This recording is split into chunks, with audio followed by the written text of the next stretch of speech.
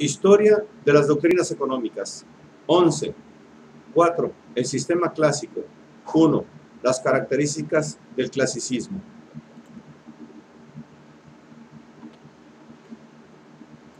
El último cuarto del siglo XVIII está lleno de sucesos que parecen pregonar la fundación de una nueva era en la organización económica y política. En el campo de la producción, presenció el comienzo de la revolución industrial, que iba a abrir enormes posibilidades de expansión al reinado del capitalismo industrial, establecido recientemente. La sociedad de Matthew Boulton y James Watt, fundada en 1775, realizó la unión del capitán de industria y el científico, unión que puede considerarse como simbólica de una nueva alianza. La Declaración de Independencia de los Estados Unidos acabó, un año después, con la explotación de una de las regiones coloniales más importantes y privó de uno de sus sostenes más poderosos al antiguo sistema colonial sobre el cual se había erigido gran parte del pensamiento mercantilista. Aquel mismo año se publicó una investigación de la naturaleza y causas de las riquezas de las naciones, libro escrito por un filósofo escocés convertido en economista, y que estaba llamado a ser la Fons et Origo de la economía para las generaciones siguientes. Pocos años después, la Revolución Francesa selló el destino de lo que aún quedaba de la sociedad medieval. Ya hemos visto que el comienzo de esta nueva era puede ubicarse casi 100 años antes. El capitalismo industrial es más antiguo que la Revolución Industrial. La política mercantilista empieza a decaer poco antes de fines del siglo XVIII, y cuando menos en Inglaterra, el país capitalista más adelantado, la estructura política había empezado a cambiar de acuerdo con las ideas del liberalismo mucho antes de que la Revolución Francesa llevase su estímulo a las fuerzas del liberalismo en todas partes. También la teoría económica había adquirido un nuevo contenido y nuevos métodos mucho antes de que Adam Smith apareciese en escena para hacerla consciente de su propio carácter cambiante.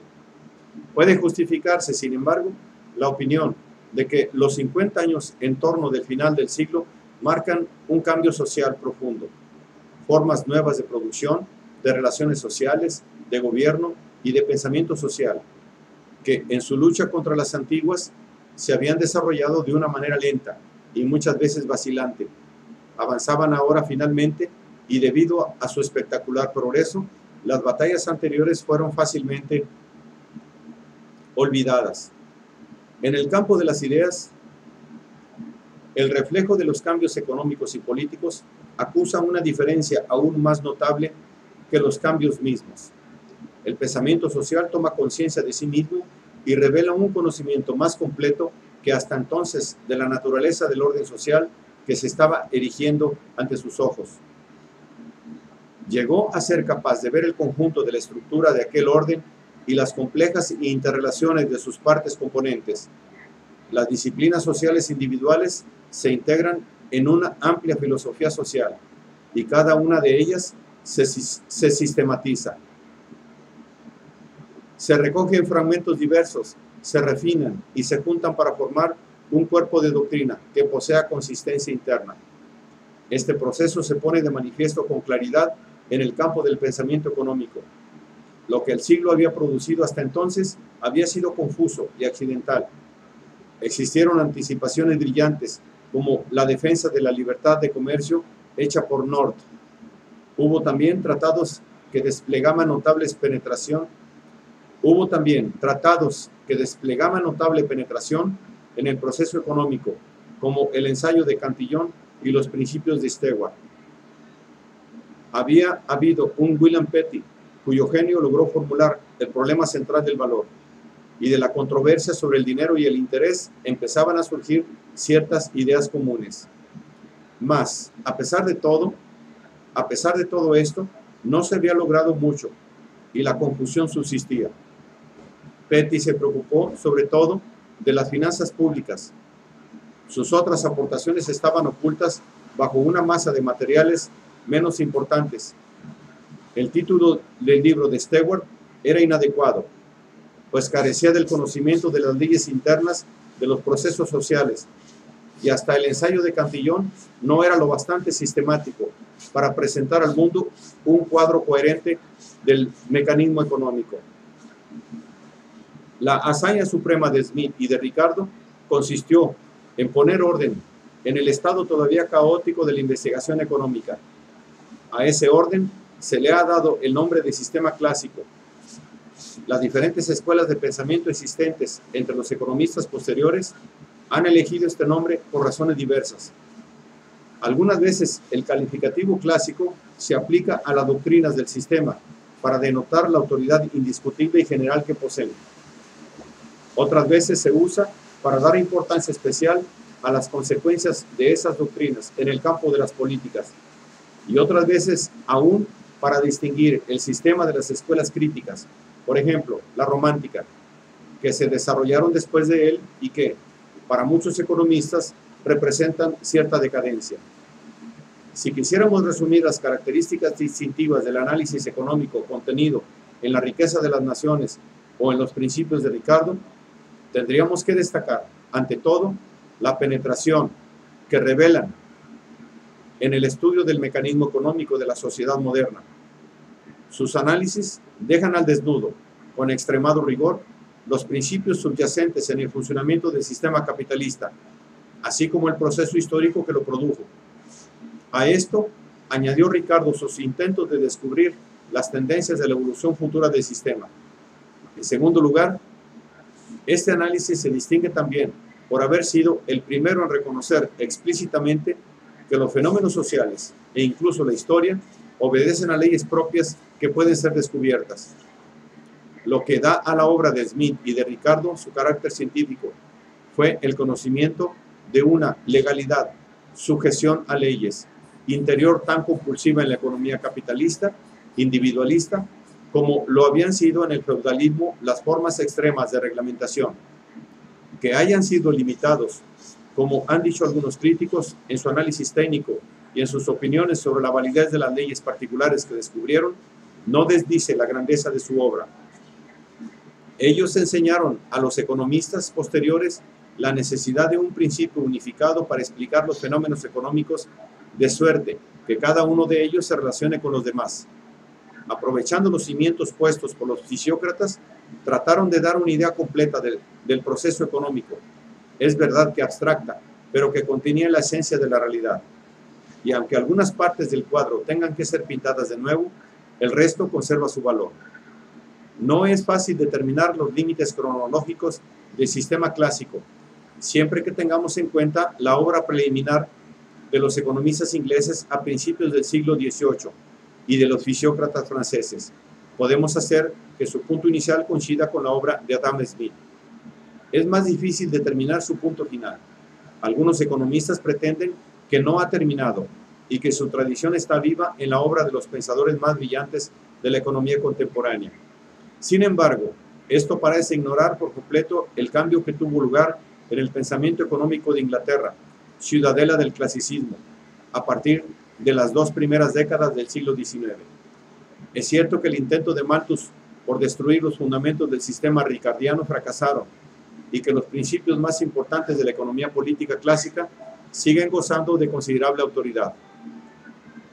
Los que se popularizaron con facilidad entraron rápidamente en la conciencia pública. En Inglaterra y en menor medida en otros países, las condiciones generales eran extremadamente favorables para acoger y adoptar muchas de las ideas clásicas, y su influencia sobre la política económica fue muy grande durante algún tiempo. En el campo del pensamiento empezaron a manifestarse señales de cambio. En 1821 se publica el libro de James Mill, Elementos de Economía Política, que constituye la última expresión de fe ciega en la escuela ricardiana. Pero ese libro señala ya la inminente disolución del sistema. Después se hacen más abundantes las pruebas de la decadencia de su autoridad. En Inglaterra y en Francia, los economistas formados en la tradición clásica empiezan a sentirse inquietos por contradicciones reales o imaginarias de la doctrina heredada y por sus implicaciones, y comienzan a abrir caminos nuevos. También en ambos países, pero especialmente en Inglaterra, la influencia de la economía política clásica se deja sentir en un sector inesperado, el naciente movimiento obrero, y, como reacción, se deja sentir una poderosa corriente apologética en el nacimiento de una ortodoxia económica. Otra nueva manifestación, particularmente notable en Alemania, es la reacción romántica contra las enseñanzas clásicas, en la que reaparecen súbitamente las teorías mercantilistas. Durante casi medio siglo no es posible ya hablar de una sola escuela de pensamiento económico que goce de autoridad universal. Solo con el advenimiento de la teoría de la utilidad marginal en la década de los 70 se logra cierta unificación y de nuevo se hace posible considerar una doctrina como la más generalmente aceptada. Pero aún entonces su autoridad ya no es indiscutible ni universal, solo tiene preponderancia dentro del pensamiento académico y su influencia sobre la política no puede compararse a la de la teoría clásica. La formulación del sistema clásico fue en tan gran medida obra de dos hombres que nos parece lo mejor concentrarnos por completo en su obra en las páginas que siguen. El único escritor que, además de Smith y de Ricardo, tomaremos en cuenta en este capítulo es Malthus, mas solo por la parte de su obra que cae dentro de la tradición clásica. En el capítulo siguiente encontraremos de nuevo a Malthus como crítico importante de algunas de las conclusiones fundamentales de Ricardo. Puede parecer extraño considerar a Smith y a Ricardo cofundadores de la escuela clásica. Cuando Smith publicó su principal obra económica, Ricardo era un niño de 4 años. Hasta 41 años más tarde, 27 después de muerto Smith, no publicó Ricardo su tratado.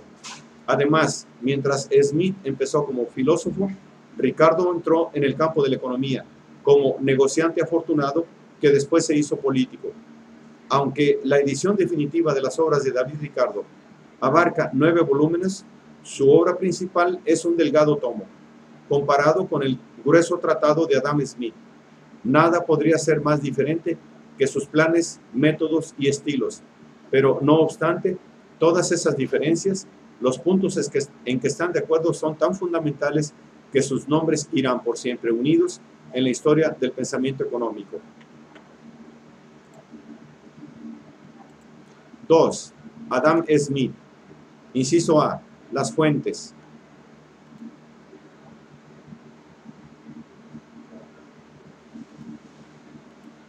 Adam Smith nació en 1723. Su padre, escocés, perteneció al cuerpo jurídico militar y desempeñó el cargo de interventor de aduanas. Recibió su educación en las universidades de Glasgow y de Oxford, y llegó a ser primero profesor de lógica y más tarde de filosofía moral en Glasgow. Después de 13 años de enseñanzas académicas, viajó por Francia durante 2 años como tutor del joven duque de Buxleuch, de quien recibió más adelante una pensión considerable que le permitió dedicarse por completo a sus escritos. Sin embargo, en 1778 aceptó el nombramiento de comisario de aduanas, puesto que ocupó hasta su muerte en 1790. Estos hechos sobresalientes de su vida pueden explicar algo del método que adoptó en la investigación económica. Adam Smith fue el primer economista académico y su carrera no es muy diferente de la de muchos economistas de los últimos 150 años. A partir de él, la mayor parte de los progresos del pensamiento económico van unidos a la obra de profesores académicos de la materia, muchos de los cuales habían sido filósofos, como el mismo Smith.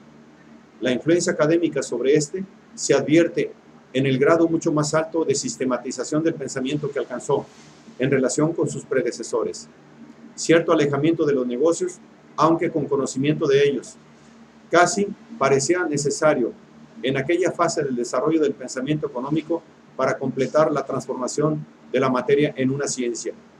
Y no es sorprendente que haya sido un filósofo moral quien consumó esa transformación, porque en aquel tiempo esta materia estaba formada en gran parte por filosofía política, ciencia política y jurisprudencia. Y ya en su primera gran obra, Teoría de los Sentimientos Morales, 1759, Adam Smith había acusado tanto su interés especial por los problemas de la conducta humana como por los métodos de tratamiento que iban a distinguir sus obras posteriores. Parece que algunas de sus ideas sobre materias económicas ya estaban formadas antes de ser nombrado profesor en Glasgow. De cualquier modo, dos de los apuntes de clase de Adam Smith, se desprende que entre 1760 y 1764 sus lecciones de filosofía moral comprendían gran número de cuestiones sobre economía. Y si no lo supiésemos por otros medios, las pruebas internas nos demostrarían que la riqueza de las naciones tardó muchos años en terminarse. Adam Smith estuvo sometido a muchas influencias durante los 25 años o más en que maduraron sus opiniones económicas. Aunque La riqueza de las naciones contiene pocas referencias a escritores anteriores y casi ninguna declaración de haberse inspirado en otros, sería fácil demostrar que ninguno de sus rasgos principales es original. La filosofía social en que se basa estaba muy generalizada en aquel tiempo, y Francisco Hutcheson, maestro de Smith, fue uno de sus principales exponentes. De él tomó Adam Smith la fe en el orden natural. La escuela naturalista de filosofía a que perteneció había tenido una tradición ininterrumpida desde los últimos estoicos y epicúreos griegos. Reapareció en las obras de los estoicos romanos como Cicerón, Séneca y Epicteto. Recibió gran impulso en el Renacimiento y la Reforma. Volvió a aparecer en forma modificada en Bacon, Hobbes y Locke, y llegó a su pleno florecimiento en los escritos de Smith, de los fisiócratas y de los radicales posteriores.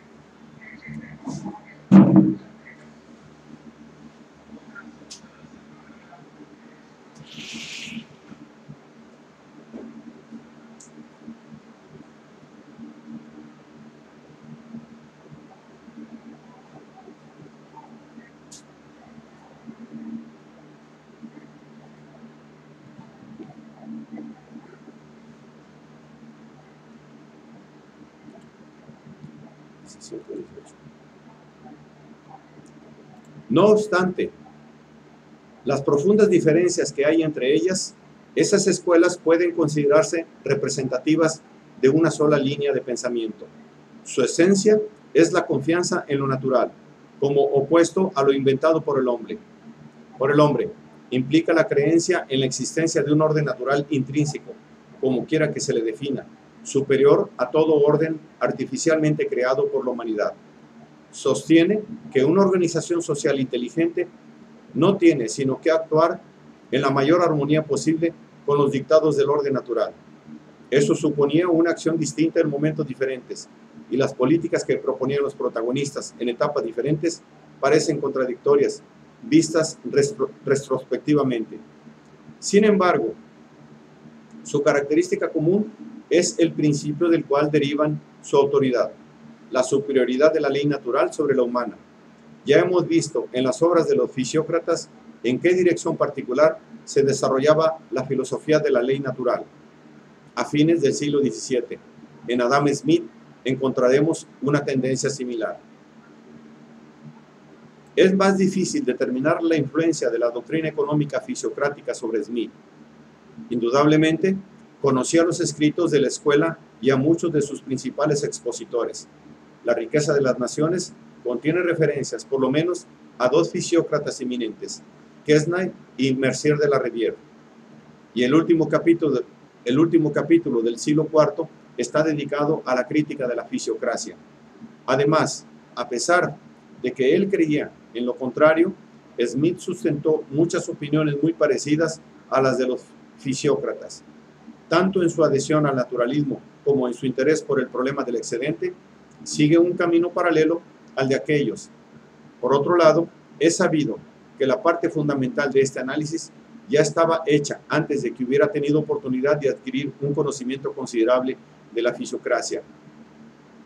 Debemos concluir que la visión general de los fundadores de la economía política francesa no fue fundamentalmente distinta de la de Adam Smith, cosa nada sorprendente habida cuenta de la semejanza del clima político y económico en que aquellos y éste trabajaron.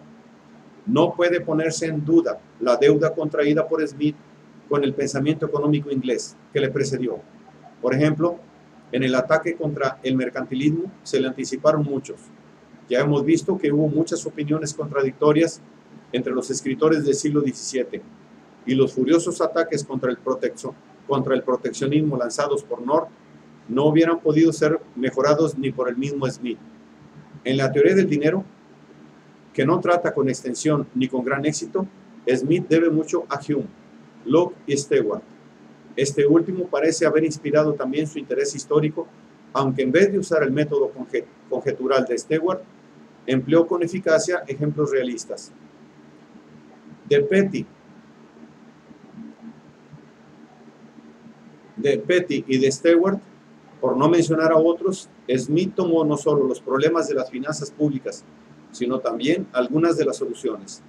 Por ejemplo, un indicio de los 4 cánones famosos lo encontramos en el Tratado de Petty. Por último, y quizá esto es lo más importante de todo, el modo de tratar Smith la cuestión del valor y todos los problemas que se derivan de él debe mucho al cuerpo de doctrina económica que ya se había desarrollado. Como precursores suyos hay que mencionar especialmente a Petty, Stewart y Cantillon. Ninguna enumeración de las deudas de Smith con otros autores puede disminuir la importancia de su propia obra. Entrelazó todos los hilos de ideas que encontró separados y en ese proceso transformó su significado. Y cuando menos en un punto fundamental, su obra significó una revolución en el pensamiento económico. Para resumir la obra de Smith en unas cuantas páginas, es necesario dividirla de alguna manera. La mejor parece distinguir 2 aspectos, teniendo debida cuenta de su relación mutua. Estos son, primero, la filosofía social y política subyacente y los preceptos de política económica que de ella se derivan. Y segundo, el contenido económico de carácter técnico. Las opiniones difieren en lo relativo a la importancia de estos elementos constitutivos de la riqueza de las naciones, pero la opinión que aquí se ha adoptado es que el segundo tiene más importancia que el primero. B. La filosofía política.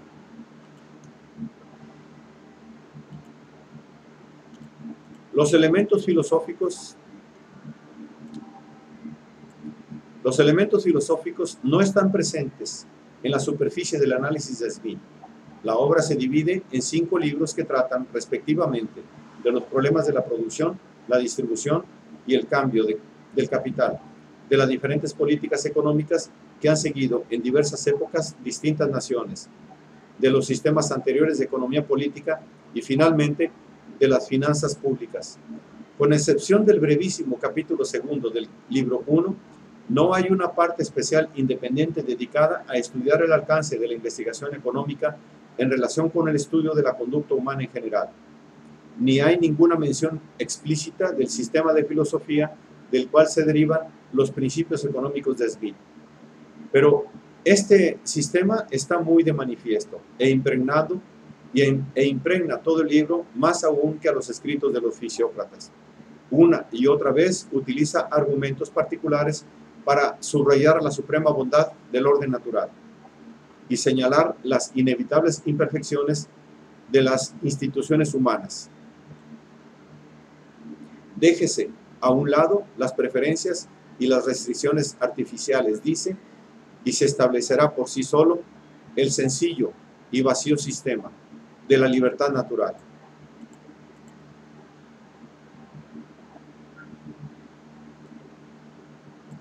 Además, ese orden de cosas que la necesidad impone es promovido por las inclinaciones naturales del hombre. Las instituciones humanas frustran con excesiva frecuencia esas inclinaciones naturales. No debemos olvidar que el autor de La riqueza de las naciones es también autor de la teoría de los sentimientos morales, y no podemos entender las ideas económicas del uno sin algún conocimiento de la filosofía del otro. Según Smith, la conducta humana es movida naturalmente por 6 motivaciones: el egoísmo, la conmiseración, el deseo de ser libre, el sentido de la propiedad, el hábito del trabajo y la tendencia a trocar, permutar y cambiar una cosa por otra. Dados esos resortes de la conducta, Cada hombre es, por naturaleza, el mejor juez de su propio interés y debe, por lo tanto, dejársele en libertad de satisfacerlo a su manera. Si se le deja en libertad, no solo conseguirá su propio provecho, sino que también impulsará el bien común. Este resultado se consigue porque la providencia ha organizado la sociedad según un sistema en que prevalece un orden natural. Las diferentes motivaciones de la conducta humana están equilibradas tan cuidadosamente que el beneficio de un individuo no puede oponerse al bien de todos. El amor propio va acompañado de otras motivaciones, especialmente de la conmiseración, y las acciones que de ahí resultan no pueden sino implicar el provecho de los demás en el de uno mismo. Esta creencia es el equilibrio natural de las motivaciones. Esta creencia en el equilibrio natural de las motivaciones llevó a Adam Smith a su famosa aseveración de que, al buscar su propio provecho, cada individuo es conducido por una mano invisible a promover un fin que no entraba en su propósito. Smith, en efecto, se preguntaba si el individuo no favorecía así el interés de la sociedad de modo más eficaz que si se propusiera hacerlo. Nunca he sabido, dice, que hiciesen mucho bien aquellos afectos a trabajar por el bien público. Las consecuencias de esta creencia en el orden natural son sencillas.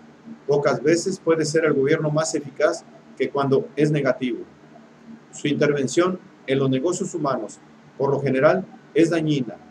Al permitir a cada individuo de la comunidad buscar el mayor provecho posible para sí mismo, éste, obligado por la ley natural, contribuirá al mayor bien común.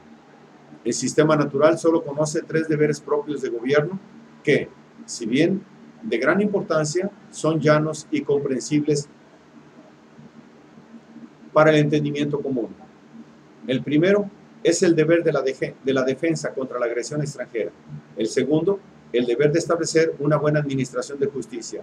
Y el tercero, sostener obras e instituciones públicas que no serían sostenidas por ningún individuo o grupo de individuos por falta de una ganancia adecuada. Paz en el interior y en el exterior. Justicia, educación y un mínimo de empresas públicas de otro tipo, tales como carreteras, puentes, canales y puertos. Son todos los beneficios que puede otorgar el gobierno. Fuera de eso, la mano invisible es más eficaz. Cuando Smith aplica esas reglas del orden natural a las materias económicas, se convierte en un recio adversario de todas las formas de intervención del Estado en los negocios ordinarios de la industria y el comercio.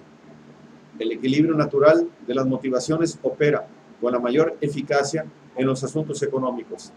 Cada individuo tiene el mejor deseo de obtener el mayor provecho posible para sí mismo, pero es miembro de una comunidad y su búsqueda de ganancias debe ser llevada a cabo únicamente por caminos señalados por el orden natural de la sociedad. Mediante la división del trabajo, el hombre aumenta la productividad de su esfuerzo, pero deja también de ser independiente de los demás. El hombre, como miembro de una sociedad, tiene casi constantemente necesidad de la ayuda de los otros, mas es inútil que espere que lo haga solo por benevolencia. En su deseo de alcanzar sus propios fines, debe apelar al egoísmo de los demás, y no solo a su conmiseración. No esperamos nuestra comida de la benevolencia del carnicero, el cervecero y el panadero, sino del cuidado con que atienden sus propios intereses. El cambio hace posible esta satisfacción simultánea de 2 intereses individuales. Todo individuo, al usar su propiedad o su trabajo para su propio beneficio, tiene que producir con fines de cambio, es decir, con fines que determinan todos los otros miembros de la comunidad. Desee o no hacerlo así, está obligado, por su mera condición de miembro del orden social, a conceder un beneficio a cambio del que él recibe. Todos están obligados a poner los resultados de sus esfuerzos en un depósito común donde cada individuo pueda adquirir cualquier parte que necesite del producto del talento de otros hombres. Smith ve en los procesos más complicados de la industria y del comercio el mismo orden inherente que gobierna los actos más sencillos de trueque. En las diferentes ramas del comercio interior, en el comercio exterior, en las relaciones entre la industria y la agricultura, está vigente el principio de que el orden surge espontáneamente y de que la interferencia solo traería una disminución del beneficio. Es máxima de todo jefe de familia prudente nunca intentar producir en casa aquello que le costará más que comprar. Lo que es prudencia en la conducta de cada familia particular difícilmente puede ser un desatino en la de un gran reino. De esto se deduce que si los bienes pudieran comprarse en el extranjero más baratos de lo que costaría hacerlos en el país, sería desacertado oponer obstáculos a su importación, porque eso llevaría a la industria por caminos menos remunerativos que los que podría encontrar por sí misma.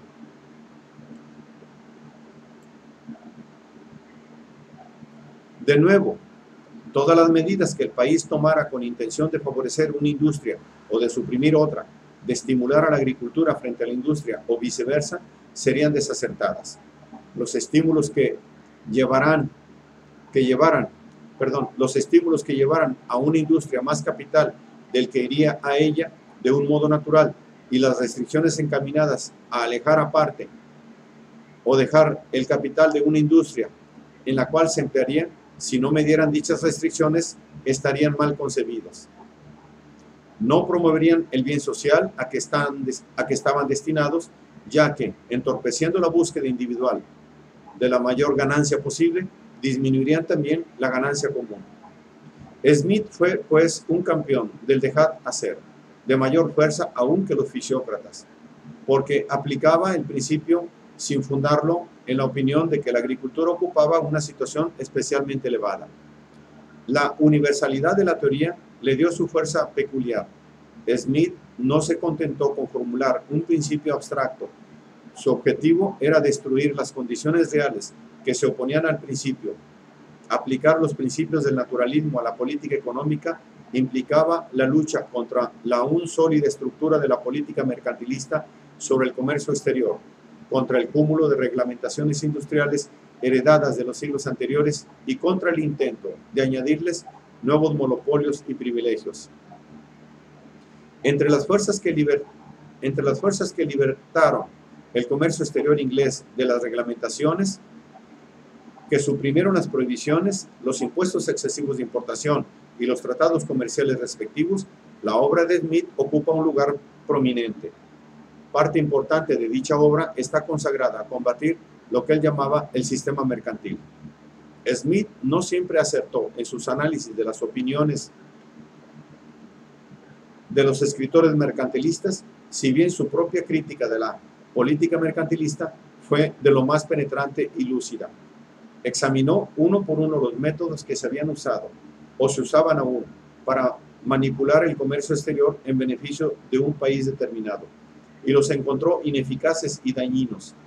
Desechó subvenciones y restricciones, el sistema colonial y los tratados comerciales junto con todas las demás medidas para asegurar una balanza comercial favorable y una gran existencia de metales preciosos.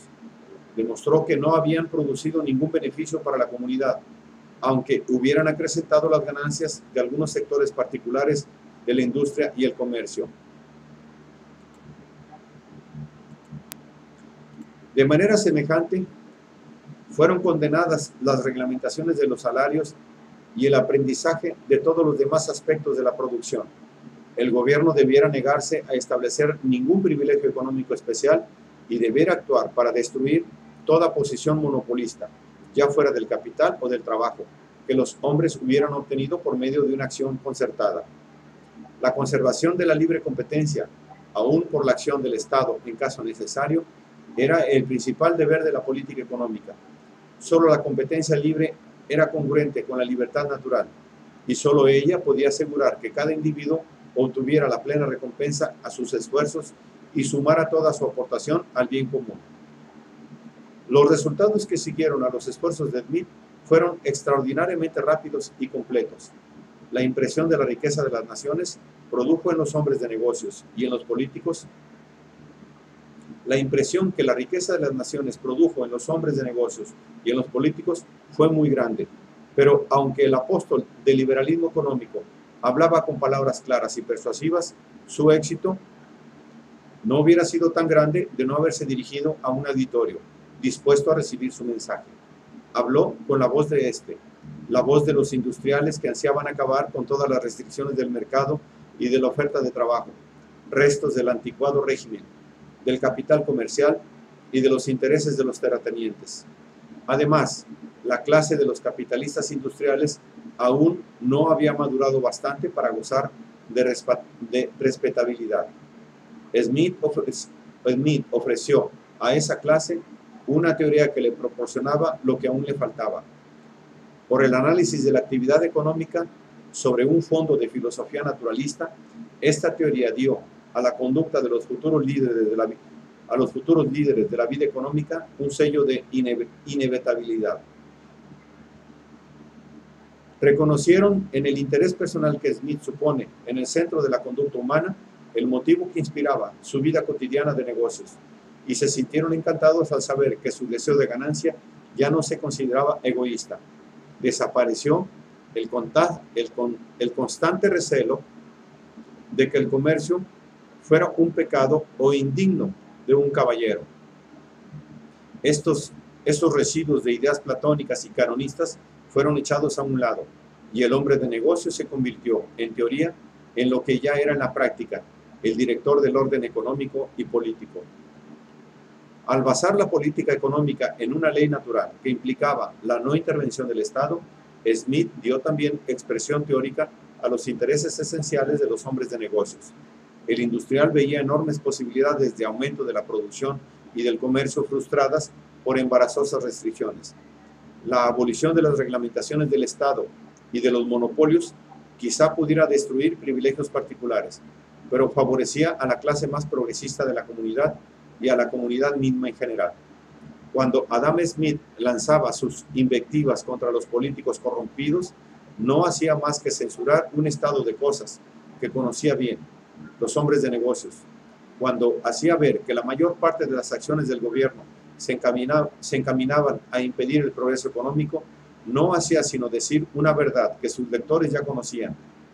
Cuando decía que en el sistema mercantil el interés del consumidor es sacrificado casi constantemente y que se consideraba como fin y objeto último de toda industria y comercio la producción y no el consumo, también podía decir que no hacía otra cosa que proclamar lo que era manifiesto a todos. La competencia no limitada por el Estado ni por ningún otro organismo era la primera condición de la expansión y por lo tanto, finalmente, de un aumento en la satisfacción de las necesidades de todos los individuos de la comunidad. A menudo se ha dicho que Adam Smith representaba los intereses de una sola clase. Esto es indudablemente cierto, no solo en un sentido histórico, sino incluso subjetivamente. Más tarde veremos que Smith, no obstante su suavidad de expresión, empleaba invectivas muy duras contra los miembros improductivos de la comunidad. Aunque incluía a muchos en esa categoría, es indudable que su ataque principal se dirigía contra la situación privilegiada de quienes constituían los obstáculos más formidables al desarrollo del capitalismo industrial. Pero el éxito de su defensa de un interés particular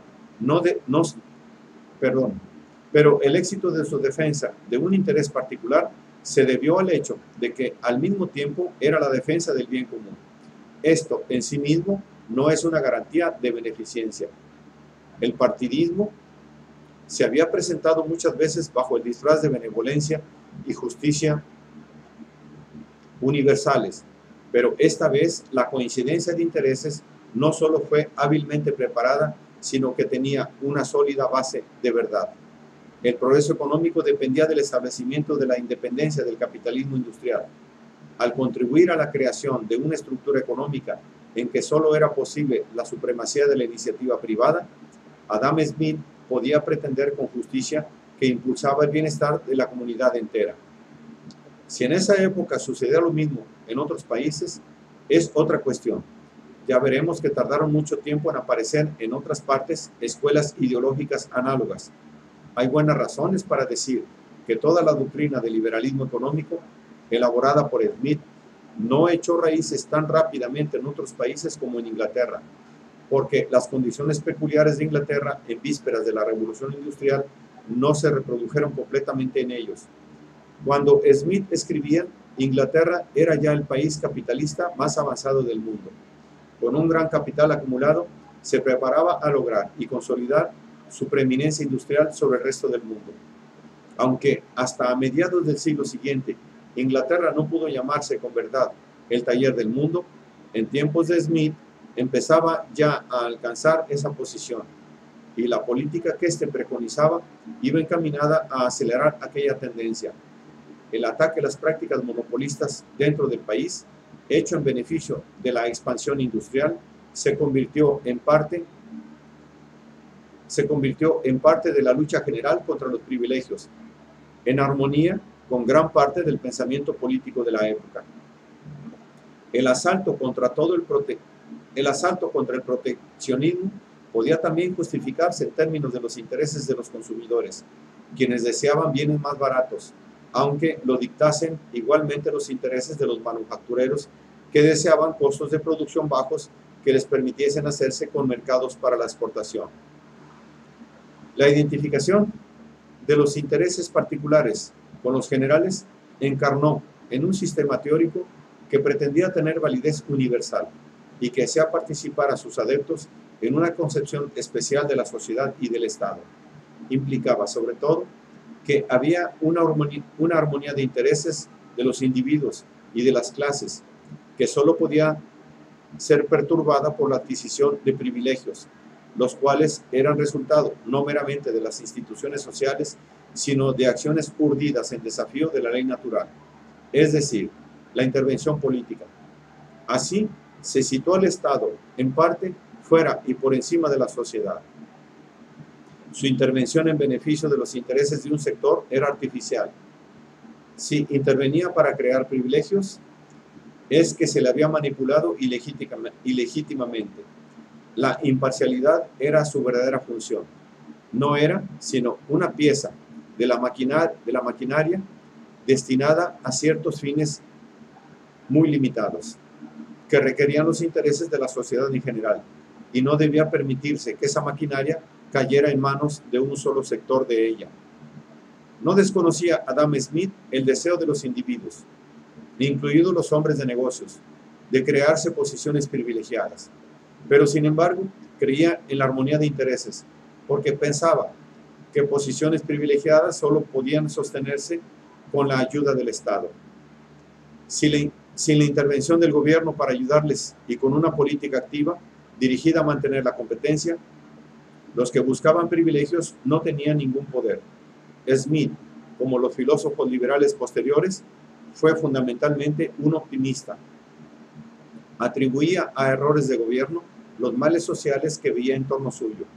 El pasado histórico no era sino el registro de intentos mal concebidos para reforzar privilegios de ciertos sectores.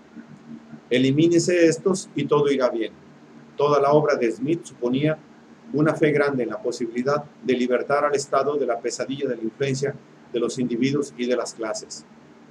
La creencia en el orden natural condujo a Smith a criticar la intervención del Estado, pero no dudó, sin embargo, de la compatibilidad de la armonía social con la institución de la propiedad privada. Conocía muy bien la relación que hay entre la propiedad y el gobierno. Opinaba que el gobierno civil era necesario, ante todo, para proteger la propiedad. Era innecesario en las comunidades primitivas porque no existía en ellas ninguna propiedad que pudiera excitar la envidia de los pobres y crear en el rico una sensación de inseguridad. Pero al aumentar la propiedad, el gobierno llegó a ser esencial para salvaguardarla. El gobierno civil, en la medida en que está instituido para defender la propiedad, en realidad está instituido para defender al rico contra el pobre, o los que tienen alguna propiedad contra los que no tienen alguna. Smith también creía que la propiedad era la causa principal de la autoridad y de la subordinación, y que el linaje, la más importante de las otras causas, se fundaba en diferencias originarias de riqueza. Mas no temía que la existencia de la propiedad privada o que las grandes desigualdades en su distribución pudieran ocasionar ninguna perturbación de la armonía natural. En una sociedad opulenta y civilizada, en que la acción del Estado se mantuviese dentro de los límites que él había fijado, las grandes fortunas, aunque le parecía, según le parecía, no tenían por qué crear opresión y explotación. Nadie dependía de la benevolencia de los demás, pues por cada cosa que uno recibía de los otros, se daba una cosa equivalente en cambio. Además, el libre juego de las fuerzas naturales destruiría todas las posiciones que no se basasen en continuas aportaciones al bien común.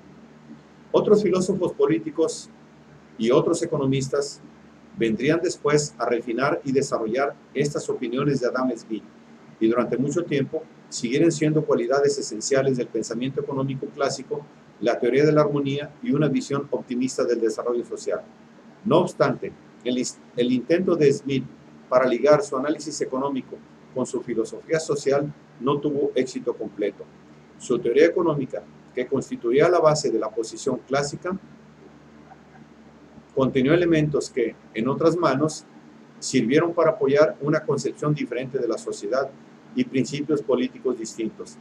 En la formulación que le dio Ricardo, la teoría de Smith ya pierde algo de sus implicaciones optimistas y armónicas. Empiezan a surgir conflictos potenciales que, interpretados por los críticos, en particular por los socialistas ricardianos, volvieron la teoría contra los mismos intereses cuya defensa había sido la principal tarea de Smith.